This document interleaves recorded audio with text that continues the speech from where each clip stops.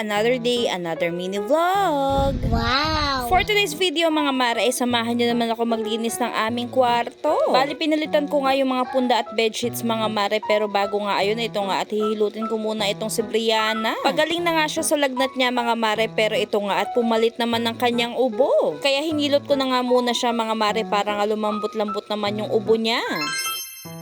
At after ko nga siya i-massage mga mare, ay naisipan ko nga na magpalit na kami ng bedsheet para mawala na nga yung mga virus ng sakit niya dito sa kwarto mga mare, at tuluyan na nga siyang gumaling. Kaya ayan, sinimulan ko na nga tanggalin yung mga punda. Tutulungan niya daw ako mga mare, pero dyan nga lang sa isang unan ay hirap na siya. After ko nga matanggalan ng punda yung mga unan mga mare, ang sabi ko nga sa kanya, ibigay niya sa akin isa-isa. Pero ang kalokohan nito ni Brianna ay hinahagis niya nga sa akin, at grabe yung tawa niya dyan. At may nakalimutan pa pala kami tanggalan ng punda mga mare, at ito nga yung hotdog pillow. Tapos sunod naman namin tinanggal itong bedsheet mga mare, at sabi niya nga ay tutulong daw siya. Kaya ayan, dalawa nga kami nagtatanggal mga mare dahil gusto niya nga daw ako tulungan. Pagkatanggal ko nga ng foam ay nagwalis-walis nga lang ako dahil nga medyo marami na ring alikabok. At pagkatapos ko nga magwalis niyan mga mare, ay nilinis ko nga rin itong screen ng aming bintana. Napansin ko kasi mga mare na makapal na rin yung alikabok nito, kaya ayan, at nasama na rin siya sa paglilinis ko. At dahil hindi nga ako nasatisfied dun sa pagwawalis ko mga mare, at dahil nga may naaapakan pa ako mga alikabok, ay kinuha ko na nga itong vacuum namin. Hanggat may naaapakan kasi akong alikabok mga mare, ay hindi nga ako mapakali. Kaya ayan, at nagamit ko talaga itong vacuum kahit nga ayoko sana.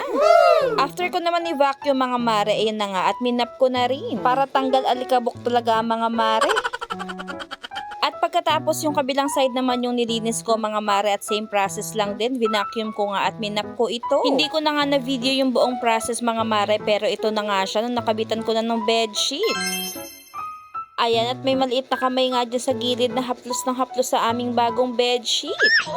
At bago ko nga pundahan yung mga unan mga mare, ay sinalang ko na nga muna sa washing itong mga pinagtatanggal ko kanina. Para habang nagkakabit ako ng mga punda mga mare, ay nakasalang na nga rin ito sa washing. Mindset ba? Mindset. Pagkasalang ko nga sa washing ng mga bedsheet mga mare, itinuloy ko na nga rin itong pagpupunda. At pagkatapos ko nga magpunda dito mga mare, ay bababa na nga kami para kumain at maligo. At panigurado pagkatapos ko nga sa baba mga mare, isasampay ko na nga lang itong mga labahan ko.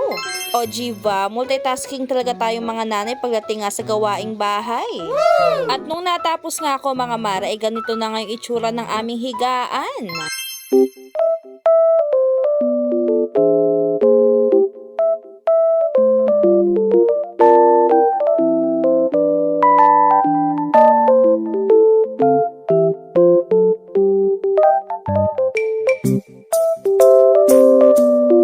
Yun lang for today's video. Sana nga ay like at share nyo na rin itong video namin. Thank you for watching. Babush!